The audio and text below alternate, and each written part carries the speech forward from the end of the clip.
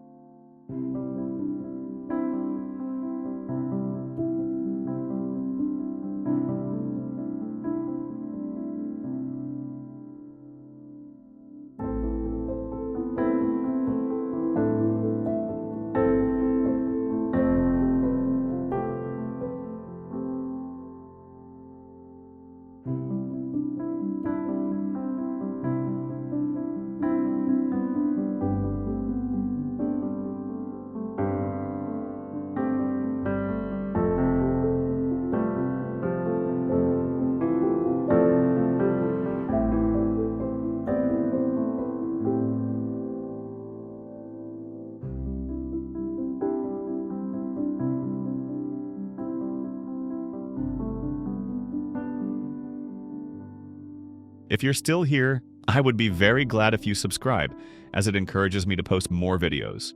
You are welcome to comment and share your ideas, and a thumbs up will make my day. And as always, may we meet again.